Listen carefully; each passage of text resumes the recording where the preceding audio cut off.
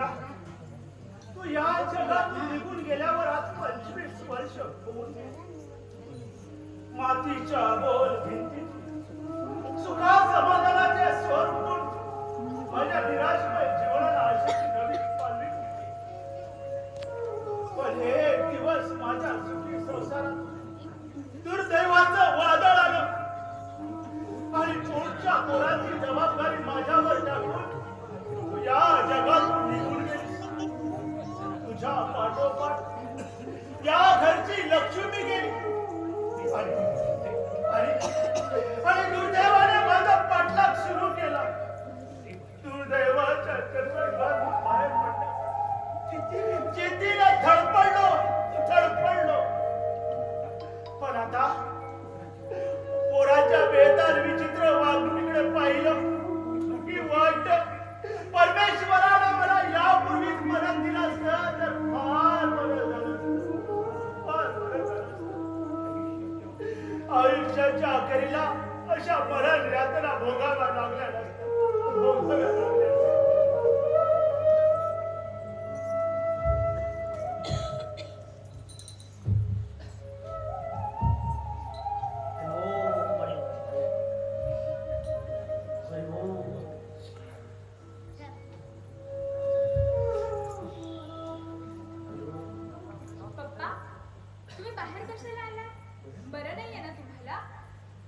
तू आधी पाण्याची भाजी आत नेऊन ठेवू नको. अगं किती वेळा सांगितलं तुला अशी 2-2 भाजी आत जाऊ नको तुला. पण तू काही ऐकायची नाही. आधी जा बघ.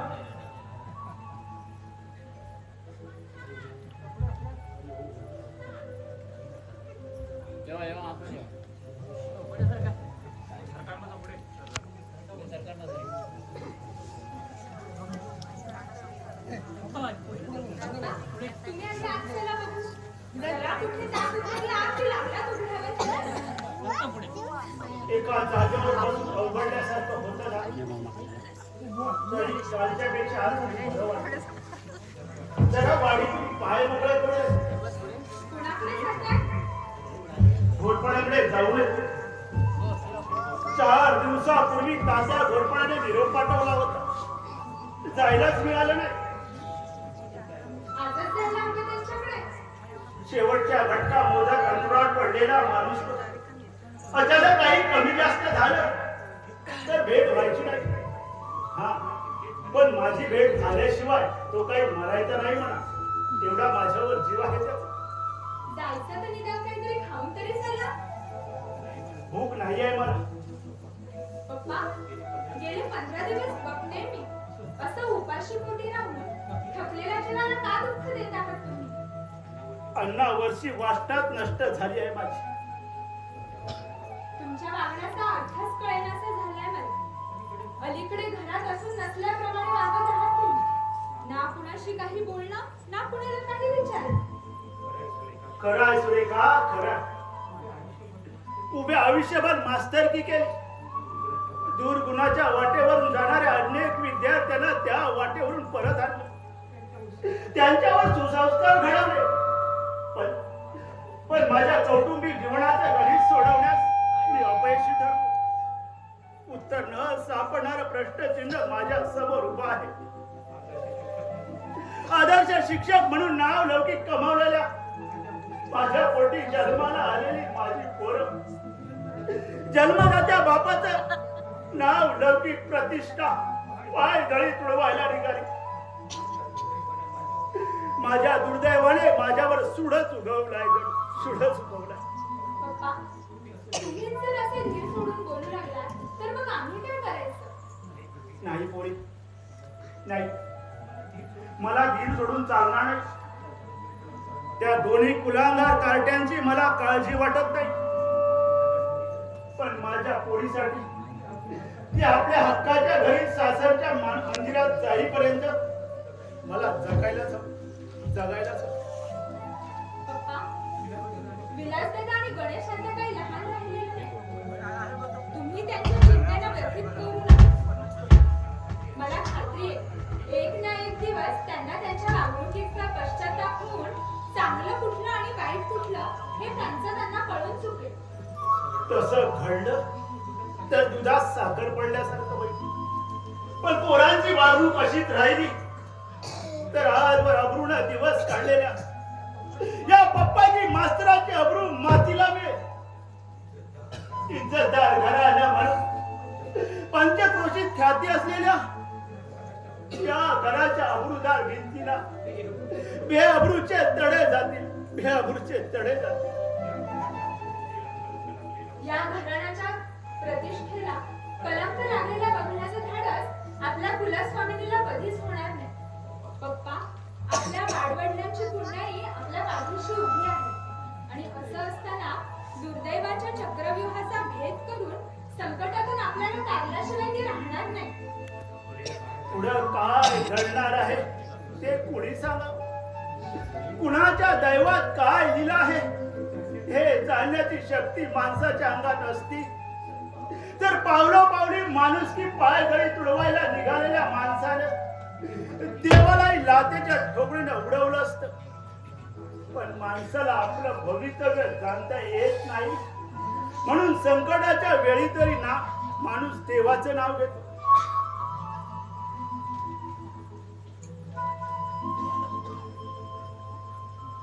पप्पाजी, ह्या म्हणण्यात तुमचा नाका पटला बाबा. म्हणजे न म्हणणार तर तुमचं बोलणंच नसतं. जळला का माझा मोहरा, पडला का शिरा. अहो, ती गावातली पोरं माका कळीचं नाराज म्हणत तरी मी त्यांना भीक घालीत नाही. पप्पाजीनू, कलियुगात इतक्या पाप घडला, इतक्या पाप घडला. अहो, माणसाच्या मत्तीत देव योग पण गावाचा खर्च्या तरी दरीत जाऊन कोपरा हात असता. तुमका सगळी मस्करी वाटता, पण आईच्या मी खरं सांगतोय. तुमका मी आताची गोष्ट सांगा. कसली रे गोष्ट? कसली रे गोष्ट? रामायण महाभारतातली नाही, या कलियुगातली. आता त्या मण्याच्या घरापासून मी येत होतो. ते चिंचेच्या झाडाखाली शाळेतली सुटलेली पोरं काय करत होती माहिती आहे? काय काय करत होती? ओ, चक्क पत्ते दिसत बसलेली. त्या पोरांका मी चांगला खाना गेलो. ती राण्याची काय ती माका शांतपणा सुरू करावी. ह्या त्या आई बाबांचा शिकवून. बाबल्या, त्या त्यांच्या आई बापाचा काय दोष? काय दोष? काय दोष? माका विचारता तुम्ही? बाय भिडा न ठेवता सांगते तुमका. ओ, वळणाचं पाणी शेवटी वळणातच जाताला असा म्हणतात ना. तो अंत्या सुद्धा तो कोण शाळेत जाताना अभ्यास करायचा करण्याऐवजी धोणे लंकरांच्या पूर्वीवर डो मारायचो. रोजच कुत्र्याप्रमाणे त्यांचं वास काढीत जायचो. तिचं पाठीमागे घुटमाळायचो. शेवटी काय झाला? त्या लपड्याचं गावात डंको वाजलो. पोराच्या बादशाच्या अगोदर गणपतीपुळ्यात जाऊन लगीन ओळखून लिहिलो. उरकले की नाही? हो हो. आता मग तुम्हीच सांगा, ह्या लपड्यातून जन्मा केलेली पोरा औशी बाबाईसारखी जवळ कोण नसतील नव्हते काय सरतुनाचे पुतळे उपासले की काय? बाबल्या, त्यांचं कर्म त्यांच्याजवळ, आपण कशाला लक्ष द्यायचा? मी बोलणार, सोडणार नाही कोणा. कोणतं नव्हते माका. एका ठॅकरांचं तोंड फोडलंय ना तर बाबल्या गुरुवारची नाव सांगायचंय नाही. गावच्या वतनदाराचा पोराचे मी. गावच्या पांढरीत जात केलं. एका एकाची बोलती बंद करून टाकतलं.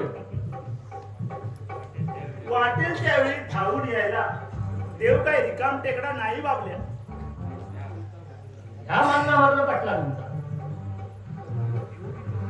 देव बी साले तसेच लाभार झाले. त्यांच्यात आता पहिल्या हात दम नाही. अरे, देवाला कशाला दोष द्यायचा? आजकाल देवाच्या पवित्र गाभाऱ्यात सगळा भ्रष्टाचार चालतो. तेव्हा देव माणसाच्या वाऱ्याला कसा उभा राहील सांग बरं? मी म्हणतोय त्याचा विचार देवात नको वाद. हो, जिकडे तिकडे देव मानकरांची पालट होत देवाला. नवसागराचा तीर्थ आणि कोंबड्याचा महाप्रसाद याच्याशिवाय का पालखी त्यांच्या कानात येत नाही. म्हणून मी म्हणतोय बाप तशी पोरा तू त्या पोरांकडे लक्ष देऊ नको. अरे पोरवय आहे त्यांचं. पोरवय काय म्हण पोरवय त्यांचा लगीन लावून द्यावा. बघ कशी राणी पोरं उलटी मारत ती नालायक काढती वाचार चालली. बरं जाऊ दे. तू मनाला लावून घेऊ नकोस. मी काय मनात लावून घेतो. माका आता ती सवयच झाली आहे. पण पप्पाजी ही कालची शेंबडी पोरा माझी मस्करी करतो. त्याचा कारण मात्र तुम्हीच असा. मी? होय होय तुम्हीच. ते कसं? ते कसं ते मी सांगतो तुम्हाला. त्या गंग्या गुरुवाची मॅट्रिक कार्डसाठी झालेली पोर तिच्याशी माझा लगीन लावून दिला. नाही म्हणजे तुम्ही काय माझा वाईट केलाच नाही.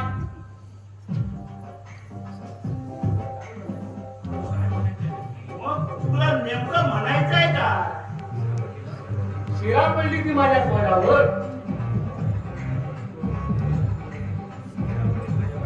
शिरा पडली त्या माझ्या बायकोच्या तोंडावर. माझी बायको गावली ती नाकापेक्षा मोठी जड. अगं लग्नात 6 महिने झाले ना तरी ती म्हणता भावापासून वेगळं जाऊ. रोज भांडणा करून 4 जवळ मला नाक कापता. काय नका हसू लागलो चांगले फॅटन तोंड फोडलं. माझा पायतान तुटला तरी काय ते तोंड बंद होईना. शेवटी माका फसवून ती बाबाकडे पळून गेली. आता ती परत येणार का नाही कोणास ठाऊक. बाबल्या, तुझा बावळटपणा सोडून दे आणि नीट वाग.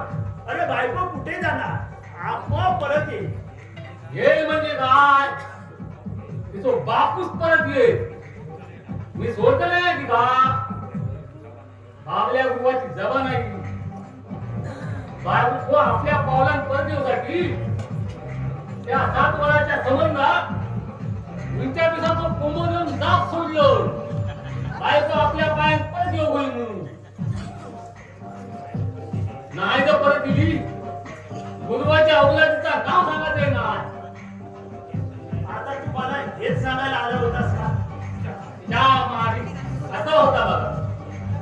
यांना का बोला लागलं एकदम ताकदीच्या बाहेर जातात. न बोलायचा तासला बोलून जातं. त्या तात्या घोरपड्यांचा निरोप घेऊ. अरे मी आता त्यांच्याकडे जायला निघालो होतो. बरं झालं सोबत मिळालं. चल बघू. चल.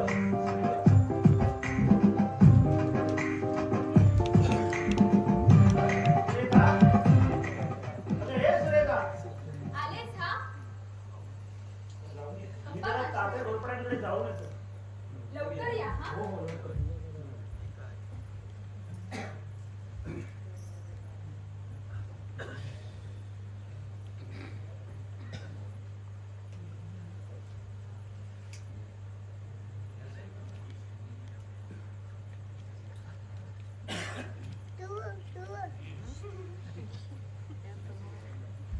विलास आहे का घरात? दादा घरात नाही, बाहेर गेला. काही सांगून गेला सर. अलीकडे नाना मित्रांच्या संगात चढल्यापासून काही न सांगताच बाहेर पडण्याची सवय चढली आहे त्याला. तुझ्या बोलण्याचा रोग न कळत पण बावळत नाही मी. तुझ्या नाकाला मिरच्या झोडल्या, त्या अर्थी माझ्या बोलण्याचा रोग तुझ्या लक्षात आला असेलच. सुरेखा, कुठल्या भूमीत दारी आलेला पावण्याचा अपमान करतेस तो? पाहुणा असलास तरी गावातलाच आहेस. चांगली ओळखून आहे मी तुला. खरं म्हणजे आपली पायरी सोडून वागणाऱ्या पाखराची खेटलानच पूजा करायला हवी. सुरेखा! बेतालपणे जीभ चावून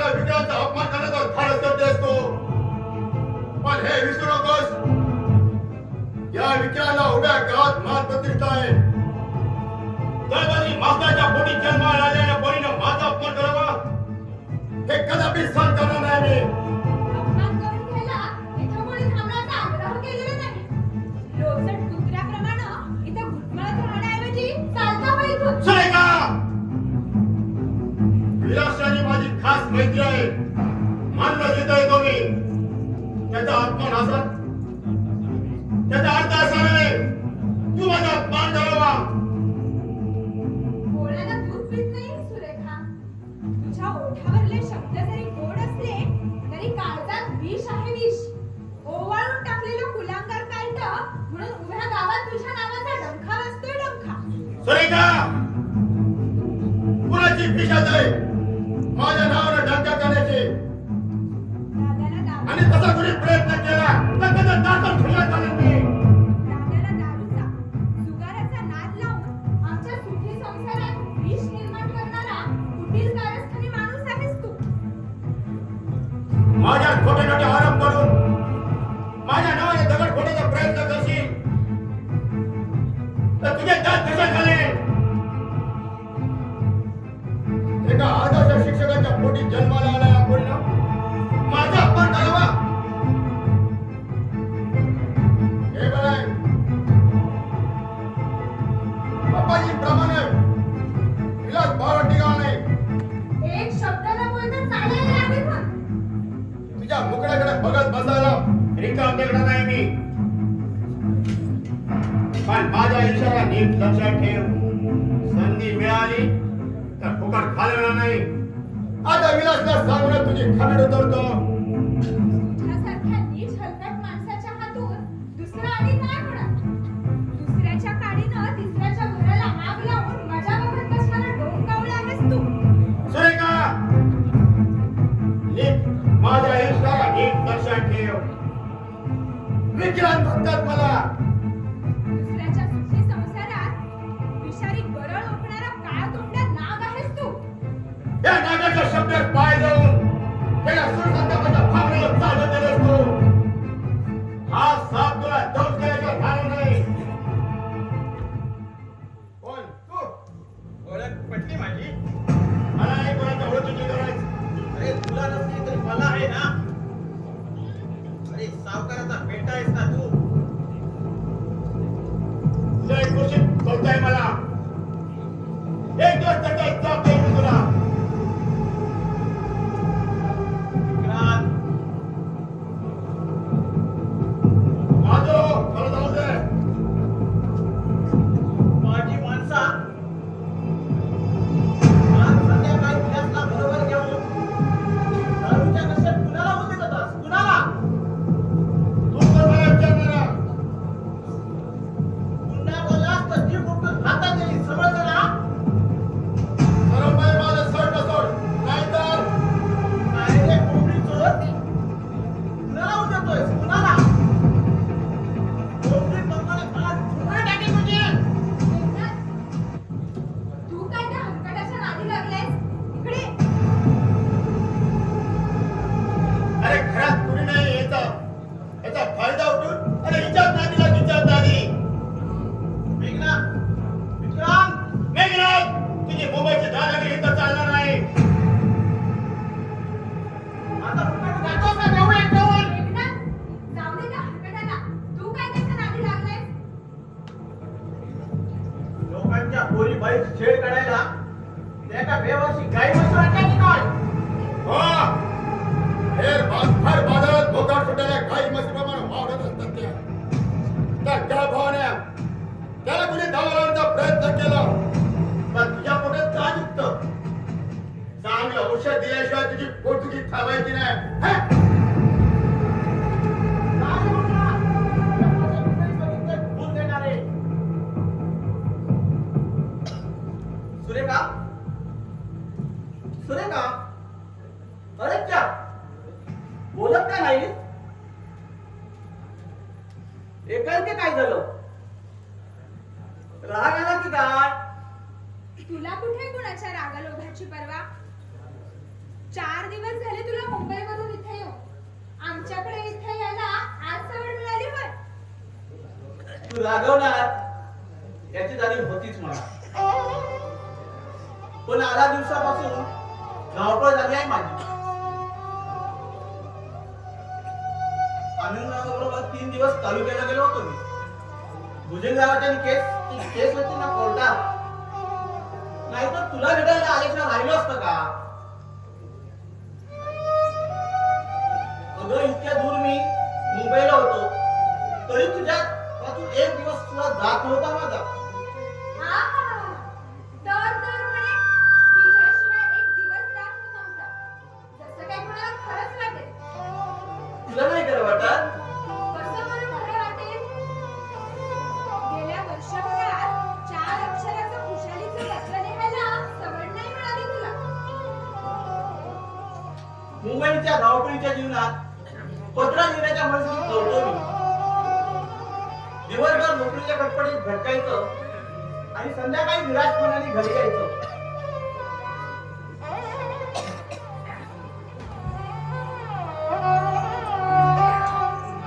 नोकरीचं जमलं नाही कुठे? अगं नोकरीचं जमलं असतं तर असं मध्येच गावाला कशाला आलो असतो? काय ग मामा कुठे दिसत नाही ते? ते टाटा घोरपडे आजारी आहेत ना, त्यांना बघायला गेले. मग लवकर जायला नसतील तर मग मी निघतो. आल्या आल्या जायचं होतं तर आलाच तरी कशाला? अजून नाकाच्या शेंड्यावर राग आहे वाटतं. थट्टा करू नकोस हा माझी. छे छे बाकी काही म्हणतो अगदी लटक्या लागत चिकणी दिसते का? काय म्हणाला? चिकणी? ही कुठली भाषा? अगं मुंबईतल्या गल्लीतली.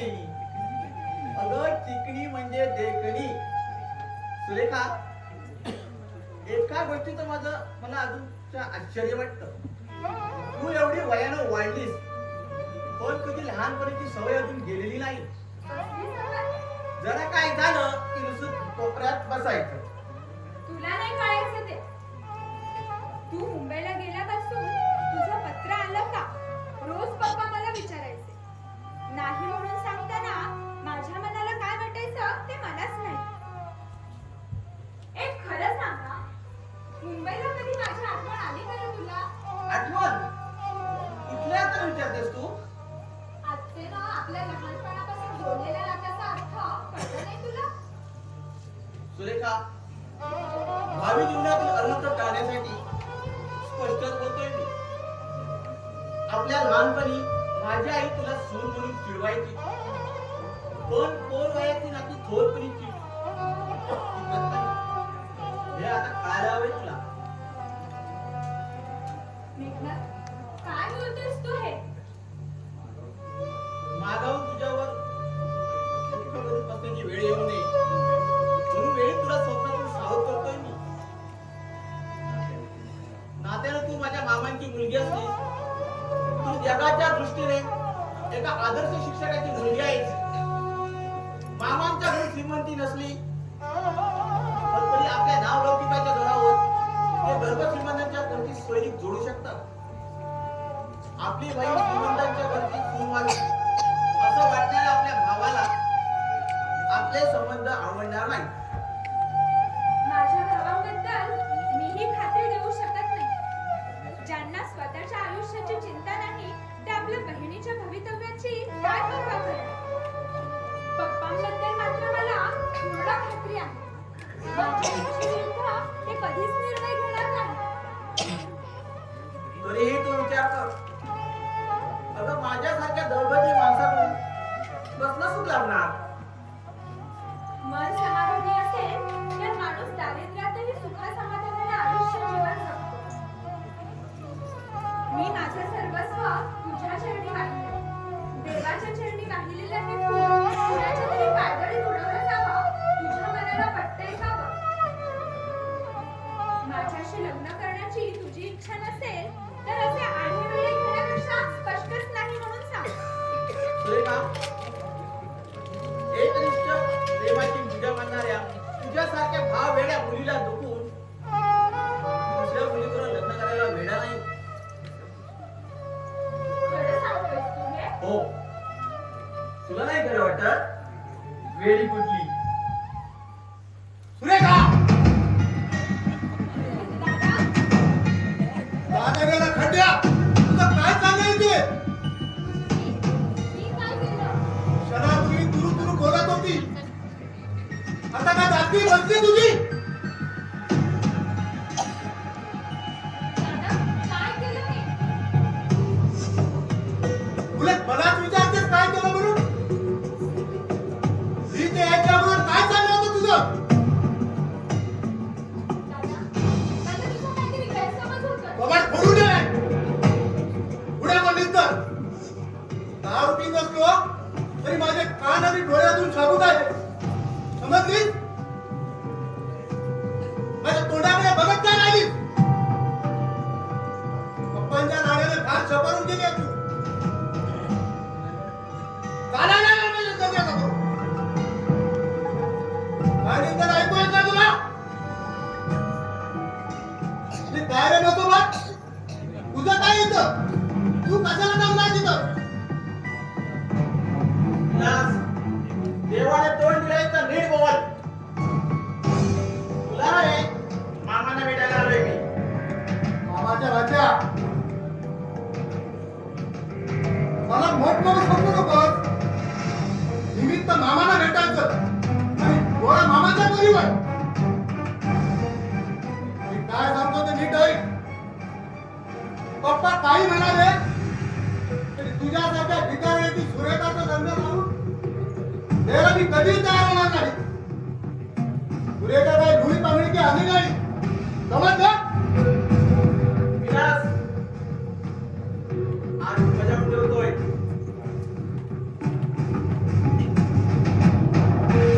आधी बजावून ठेवतोय. आढळपणा करायचं असेल तर जागेवर जवळ नाही मी.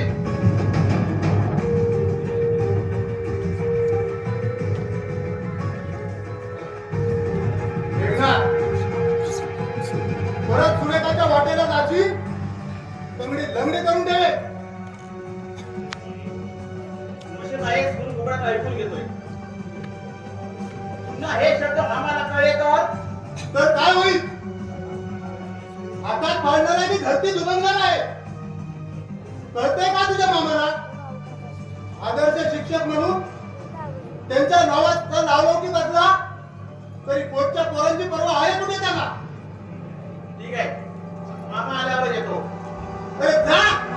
आलाय मामाचा भाचा दळबद्री लेकाचा. सुरेखा, अबे हे सुरेखा, अशी पुढे पुढे म्हणतो ना. तो मेघनाथ कसा लागला होता इथं? पप्पांना भेटायला. पप्पाला का तुला भेटायला? काय बोलत होती त्याच्याबरोबर बोलू बोलू? मी काय बोलत होते? मी तुला विचारतोय.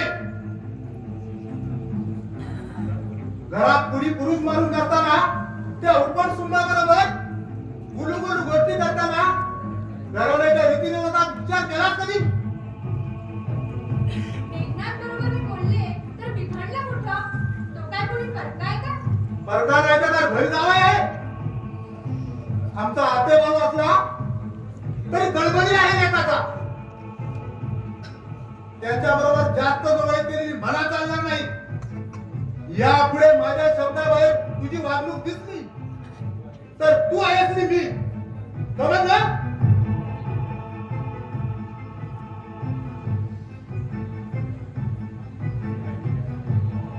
सुरेखा, घरी आलेल्या माझ्या मित्राचा अपमान करायचा शहाणपणा कोणी सुचवला तुला? तुला केव्हापासून सुटलंय शहाणपण? कोण गुरु भेटला तुला? अपमान? कुणाचा अपमान केला मी? विक्रांत आला होता ना इथं? काय बोललीस त्याला? विक्रांतसारख्या नालायक माणसाला पंचायतीनं ओवाळू की काय? सुरेखा, विक्रांत जगाच्या दृष्टीने कसाही असला तरी माझा जिवलग मित्र आहे तो. त्याला कुणी बोललेलं मला सहन होणार नाही. घरच्या माणसाला माझी पर्वा वाटत नसली तरी माझा मित्र माझ्या भल्याची काळजी घेतात. काल विक्रांत एका वेळी माझ्यासाठी 300 रुपये खर्च केले. 300 रुपयाची दारूच पाजली असेल. 300 रुपयाची दारू नाही पिणार तर काय सत्यनारायणाच्या पूजेचा तीर्थ गेला? शहाणे कुठली?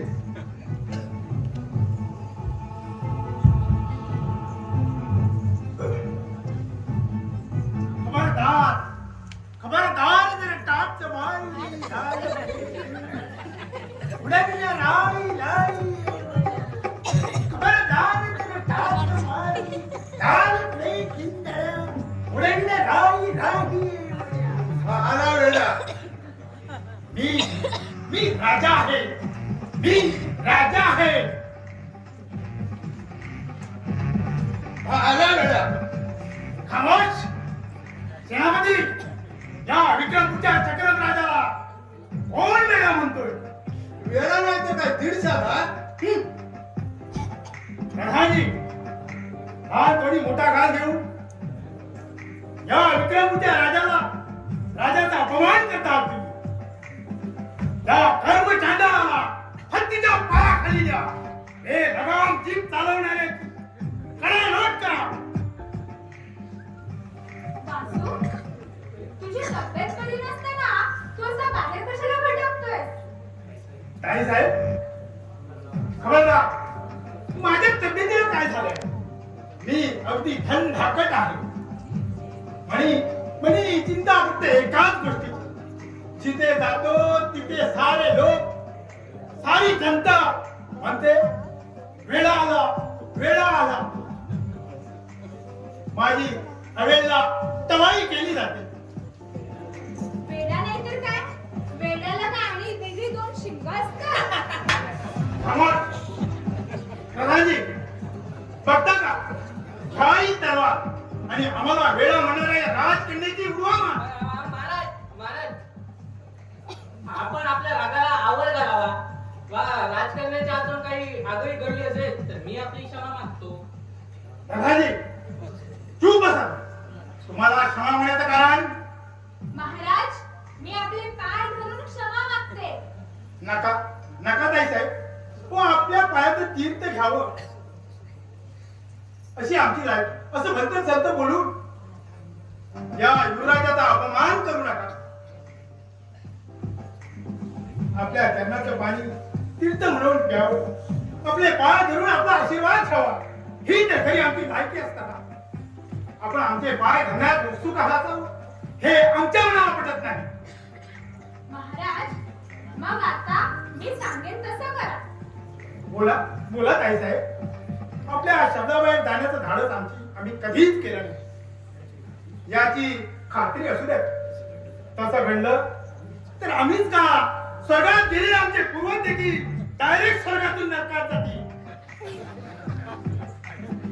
ताई साहेब आमच्या हातून काही चूक अपराध झाली असेल तर आपल्या पायाची जोडे काढून आमच्या थोबाडीत मारा. पण आम्हाला वेळा म्हणून आमचं काही रक्तबंबाळ करू नका. रक्तबंबाळ करू. आमच्या काळजात खरे पडताय. अरे चक्रम राजाला असं एकाएकी रडायला काय झालं? हा वेळा इकडे कसा?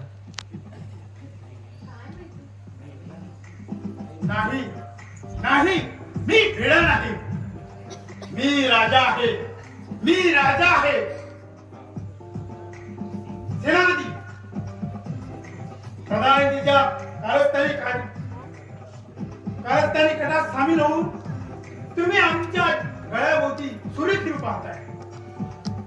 वाशा खूप झाले नका. कारण आम्ही तू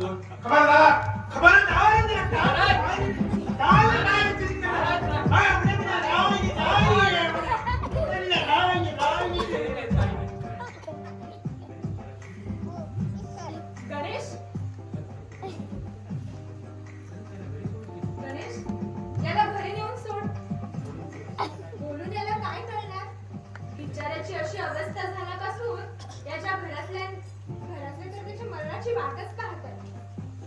घरची माणसं त्याला घराबाहेर का सोडतात कोण जाणे? वासूची बरका त्याच्या घरातल्या माणसाला आहेच कुठे? खामोश. दगाबाजीने आमच्या विष प्रयोग करू आम्हाला ठार मारू पाण्याचं कटकट कारस्थान आहे तुमचं. पण लक्षात ठेवा हा विक्रमपूरचा चक्रम राजा हे सावध नाही. तुमच्या नरडीचा खोड घेतल्याशिवाय आणि तुमचं रक्त पिळल्याशिवाय हा काय वाशा वाशा या विक्रमपुरच्या चक्रम राजाला एके नावाने हाक मारण्याची हिंमत कुणाच्या ही कशी तुमची बघून पडली नाही सेनापतीच्या कारस्थानी कटात आम्ही आमचं राज्य गमावलं ना मुश्किलचं जीवन जगण्याची पाळी आली आमच्यावर म्हणून का आमच्या राज्यातील कुत्रे माताने आमची अशी अवहेलना करावी हेटाळणी करावी अरे अरे अरे अरे विक्रमपुरच्या चक्रम राजा अरे अरे विक्रमपुरच्या चक्रम राजा काही तुझी दुर्दशा काही तुझी दुर्दशा त्याला ऐकून हलवायचा कसा?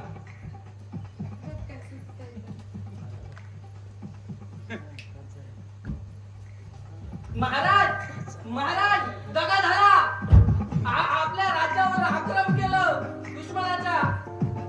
सेनापती तुम्ही इथे काय चुकवारी करताय अगं राज्यावरच पाहिलं नाही मग चला शिवाजी बाजी राहू शत्रूला नामहरण करू हर हर हर हर हर हर महादेव महादेव महादेव कामातून गेलाय लेखाचा. गणेश बोला ताईचं कुठे गेला होतास जग मारायला घरात पाऊल टाकायची खोटी की झाली सुरुवात.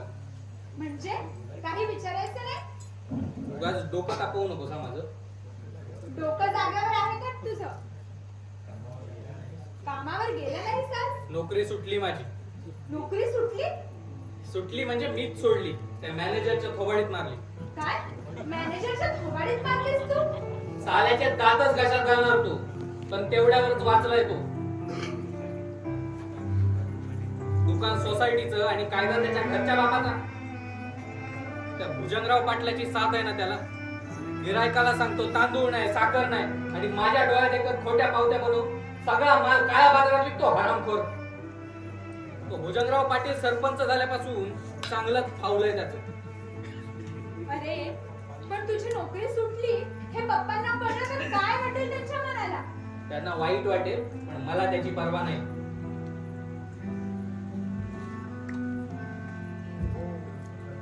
या आले.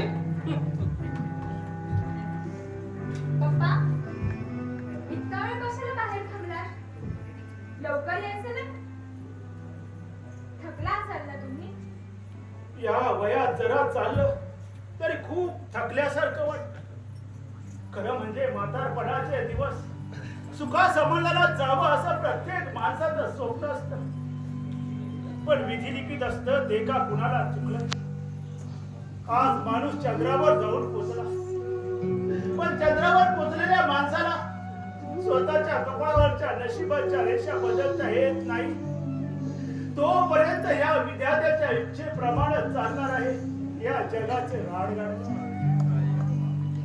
पप्पा देव सुद्धा मोठा नाटकी नाही इतके कष्ट करूनही आपण आजन्म दारिद्र्यातच राहावं अशीच इच्छा दिसते त्या परमेश्वराची. दारिद्र्य ही सुद्धा परमेश्वराची देणगी आहे. पुढे माणसाला माणुसकीची खरी जाणीव येते की दारिद्र्यात. नीती धर्मानं वागणाऱ्या माणसाला दारिद्र्याची कधीच लाज वाटत नाही. गणेश कामावर राहिला त्याच्या पगारातून लोकांचं कर्ज केले की सोडत. पप्पा काय झालं सुनीता? पप्पा गणेशने नोकरी सोडली काय गणेशने नोकरी सोडली?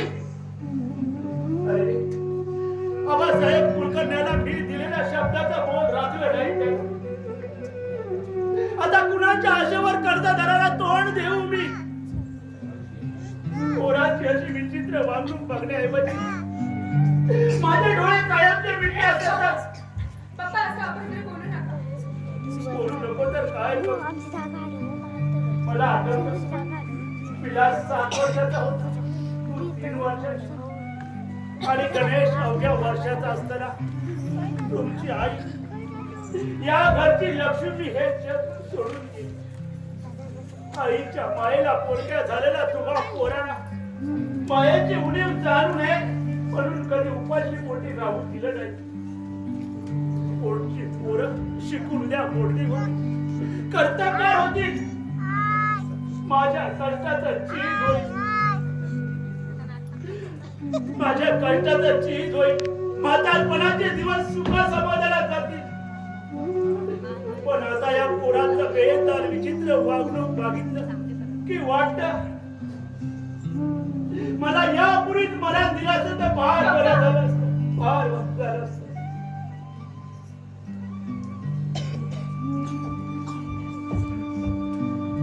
गणेश, कुठे निघाला? धनाजी गुरुवाकडे जातोय. कशाला? आजवट्टीचा धंदा आहे त्याचा. कामावर ठेवतो का विचारतो. अगदी लाज शरम नसल्याप्रमाणे बोलतोय गणेश. गणेश, कुणासमोर काय बोलतोस तू हे? तुम्हा दोघांशिवाय तिसरं कोण आहे इथं? असंच वागायचंय तुला यापुढे? अनेक वेळा उत्तर दिलंय मी या प्रश्नाला. नोकरी का सोडली? त्या मॅनेजरला विचारा. मी तुला विचारतो. मी दिलेलं उत्तर पटणार आहे तुमच्या मनाला. अरे पटण्यासारखं बोललास कधी? सोसायटीची नोकरी सोडून हात पट्टीवर पैसे कमवणार आहेस तू? काय बिघडलं? आजकालच्या जगात त्याच पैशाची चलतीये. मला खरंच नाही त्या पैशाची. तुम्हाला नसली तरी मला आहे ना. क्षणोक्षणी माणुसकीचा मुर्दा पाडणाऱ्या या जगात नीतिमत्तेच्या उपदेशाचे डोस पाजून कोणाचा पोट भरत नाही. उभ्या आयुष्यभर फक्त तुम्ही पाप पुण्याचा विचार करत राहिलात ना, म्हणून हे दारिद्र्य तुम्हाला चिकटून बसलोय. गणेश, त्याच दारिद्र्यावर सूड उगवण्यासाठी सरळ नाहीतर वाकड्या मार्गाने पैसा कमवणार आहे. अनुभवाचे चटके बसल्यावर माणसाला व्यावहारिक शहाणपण शिकायला हवं, पण तुम्हाला ते कधीच जमणार नाही. आता तू शिकवणार आहेस मला? नाईलाजानं तसं बोलण्याची पाळी आली आहे माझ्यावर. या जगात किंमत आहे ती फक्त पैशाला, माणसाला नव्हे. पैशाच्या जोरावर सगळ्या पापावर पांघरून घालून माणसाला ताट मानेनं मिळवता येतं. नाही पोरा, नाही. माझ्या मनाला तुझे हे विचार कधीच पटणार नाही. दारिद्र्यात खितपत पडून राहण्याची सवय जडलेल्या तुमच्या मनाला माझे विचार कधीच पटणार नाही. इमाने इतबरे, नीती धर्माने दोन पैसे कमावलेस. अरे ते लाख मोलाचे समजून त्यातच समाधान मानेल. तुमच्या मनाच्या समाधानात कोणाच्या पोटातील आग विझणार नाही. त्यासाठी हवा पैसा, फक्त पैसा. गणेश, गणेश पोरा, अरे गणेश, कसली दुर्बुद्धी आठवली ही तुला. अरे रडा रडा आता पोरांच्या नावानं. आजपर्यंत त्या गण्याचे एकट्या कार्ट्याचे लाड करून ठेवलात. आता शांतपणा करून तुमचा लेख घराण्याचं नाव लौकिक वाढवतोय. दादा, काय बोलतोस तू हे? मी काय बोलतोय तर पप्पाला चांगलंच कळतंय, पण बोलणार नाही ते. का बोलणार नाही? गणेश लहान होता म्हणून काही वेळेला अजून लहानच आहे तो. डोक्यावर बसून नाचवा. माझ्या सुखाच्या वेळी प्रत्येक वेळेला 7 जन्माचे वैरी म्हणून वागलात तुम्ही. दादा, दारूच्या नशेत वाटेल ते बरळू नकोस. वाटेल ते बोलायला माझं डोकं फिरलेलं नाही. मी दारू का पितो याचा कधी विचार केला नाही करणार. माझ्या सावकाराची होळी पेटवून आयुष्याचं वाटोळ केलं माझ्या. तुमचा प्रत्येक शब्द शाप टाकला आणि माझ्या सुखाचा वीज बनलं वीज.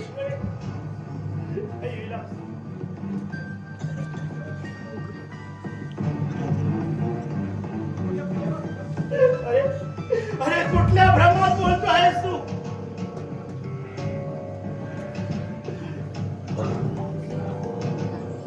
मला आठवतं एका लग्न समारंभात गीताची आणि माझी ओळख झाली. काही दिवसातच आम्ही दोघं प्रेम भावाने एकमेकांजवळ आलो. एकमेकांना लग्नाचं वचन दिलं. पण तुम्ही आमच्या लग्नाला विरोध केला. विरोध केला का? कशासाठी? व्यसनाच्या आहारी गेलेल्या तुझ्यासारख्या मूर्खाला शहाणपणे सुचावं म्हणून. त्या पोरीच्या आयुष्याची वाट लावायची माझी इच्छा नव्हती. शेवटी तुमच्या इच्छेप्रमाणे घडलं. अर्ध्या वाटेवर मला सोडून माझा घरला संसार मोडून गीता हे जग सोडून निघून गेली. 7 जन्माचा वैरी म्हणून वागलात माझ्या कुठल्या जन्माचा वैरी म्हणून कठोर शब्दाचे घाव घालून या जन्मदात्या बापाचे कळीत रक्त बोबळ करतोय. पप्पा कुणाच्या विरोधाला न जुमानता गीता बरोबर मी रजिस्टर पद्धतीने लग्न केलं आणि त्यावेळी मी बोललो, ज्या जिद्दीने तू लग्न केलंस त्या जिद्दीने घराबाहेर संसार थाट, पण तो राग त्या क्षणात होता. अर्थाचा अनर्थ केलास तू. स्वतःच्या दोषावर पांघरून घालण्यासाठी माझ्या डोळ्यात धूळ फेकण्याचा प्रयत्न केला तरी फसणार नाही मी. माझं सुख तुम्हाला भगवतच नव्हतं, म्हणून सुखाच्या आशीर्वादासाठी पदर बसवलेल्या गीताच्या पदरात कडू काजळाची फळं टाकली तुम्ही. नाही विलास, अमृताचे घोट प्यायला निघालेल्या आमच्या ताटात विषाचं घर ओतला. त्यावेळी माझ्या झालेल्या काळजाला जखम झालेली आता कधीही भरून निघणार नाही, कधीही भरून निघणार नाही. विलास, विलास, पोरा. पप्पा अरे रे, अरे रे दुर्दैवा, पुढच्या पोराने वैरी वाटणारा या पप्पाची मात्राला कोणीतरी वीस पप्पा पप्पा तुम्ही आज चला. दादाचं काळीज एवढं कठोर बनलंय की त्या निष्ठुर दादाच्या काळजाला त्याच्या पायावर किती डोकं आपटलं तरी त्याच्या निर्दयी काळजाला काळजा तुम्ही चला.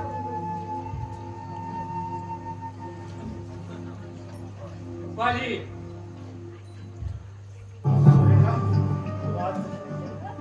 कोण भुजंग? ये बैस. बसायला नाही आलोय मी का तुमच्या त्याचा दहा विचाराला मी इथे जाब विचारायला असा कुठला गुन्हा घडलाय माझ्या हाती? आजपर्यंत मी तुमच्यावर विश्वास ठेवलो होतो. तो आमचा गुन्हा ठरलाय. गुन्हेगार तुम्ही नव्हे, आम्ही आहोत.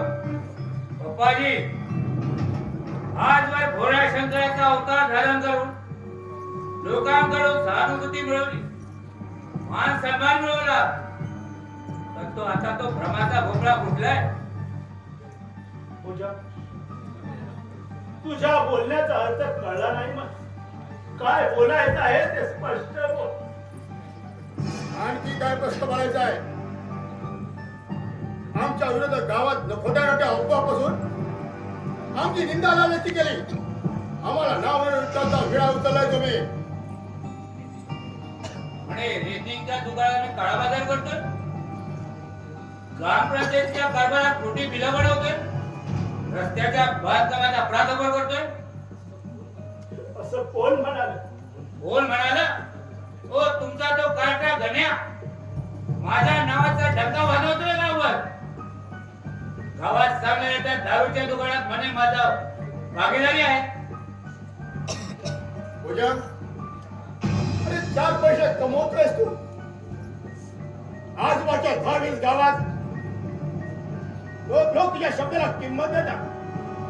ते बघवत नाही या लोकांना स्वतःचे दरिद्री आणि आपल्याप्रमाणे दुसऱ्याने दरिद्र राहावं असं वाटत असतं या लोकांना. नाही क्रांत, दुसऱ्याचं वाईट व्हावं असा चुकूनही माझ्या मनात कधी विचार आला नाही. आणि परमेश्वराने तशी ती इच्छाही देऊ नये. तुमची इच्छा कळून चुकली आम्हाला. माझ्यासारख्या प्रतिष्ठित माणसाला नालायक ठरवायचा डाळ आणून पडेल मी. तुमच्या या अशा इच्छेमुळे उद्या आयुष्यभर ठिकाणी राहाल तुम्ही. त्या करत्या करवित्या परमेश्वराची तशी इच्छा असेल तर त्याला भिकारी काय करणार? पैसे हे सर्वस्व मानणाऱ्या माणसाच्या दृष्टीनं मी भिकारी आहे. आता आणखी भिकारी व्हावं लागणार आहे तुम्हाला. परमेश्वराची तशी इच्छा असेल तर त्याला भिकारी काय करणार? परमेश्वराची नाही, या भुजंगराव पाटलाची आहे. सोसायटीच्या मॅनेजरच्या दुबाळीत मारून तुमच्या या गड्यानं भुजंगराव पाटलाच्या मनात आग संतापाची राख पेटवली आणि त्यात आगीत जाळून टाकणाऱ्या तुमची प्रतिष्ठा, तुमचं नाव लुटली. पप्पाजी, बाबांकडून घेतलेल्या कर्जाचे पैशाची आठवण आहे का तुम्हाला? आठवण कशी नसेल, पण इतका दिवस थांबला तसा आणखी काही दिवस थांब. एक दिवसही थांबणार नाही. आणि थोडे दिवस थांबा. कशाला? तुमच्या भरणाची वाट पाहायला.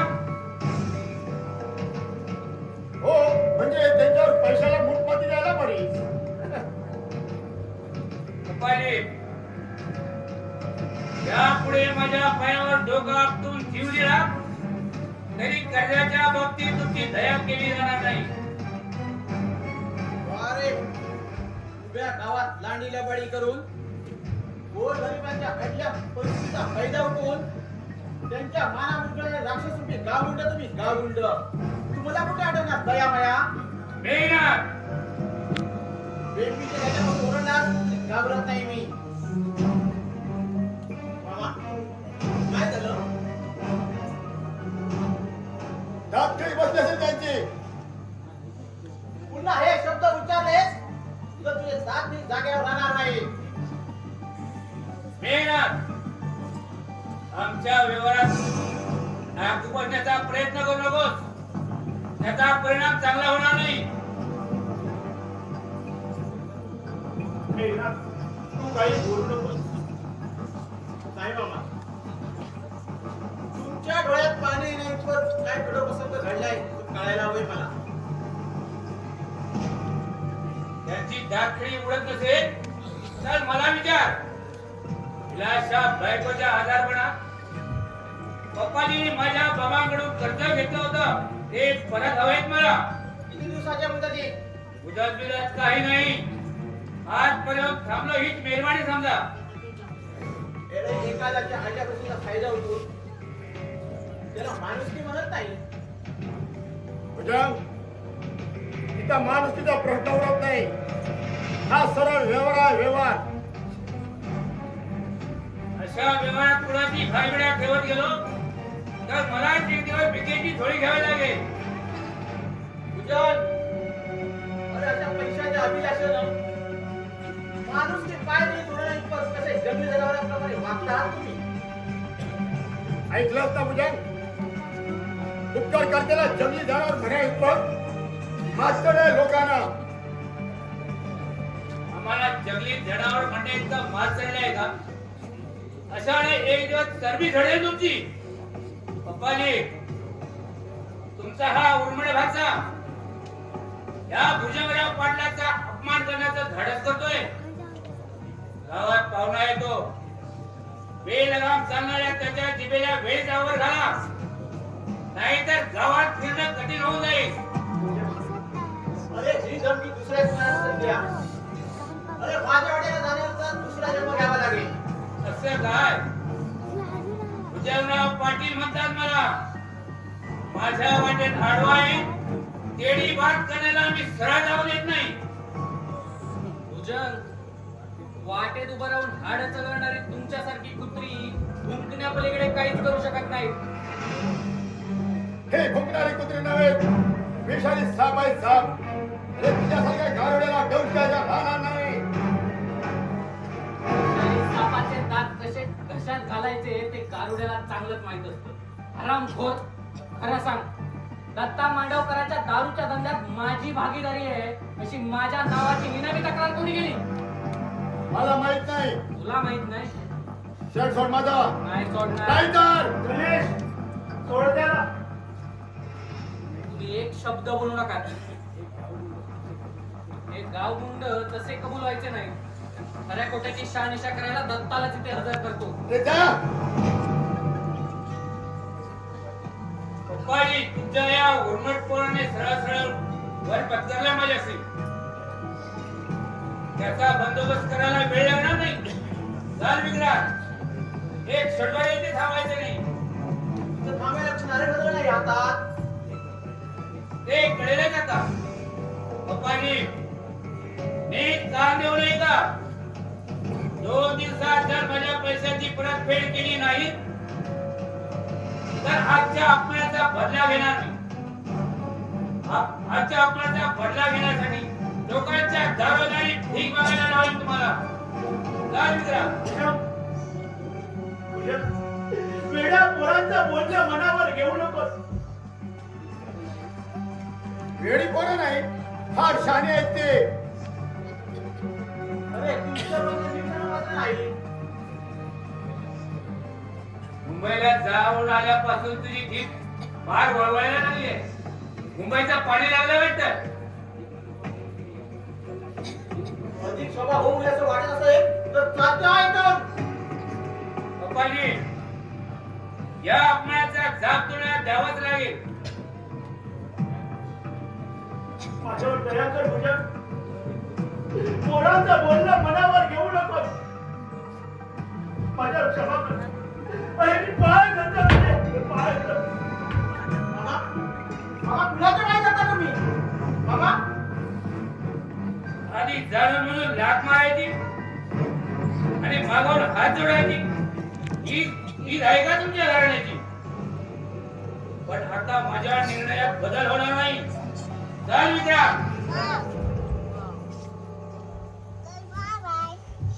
मामा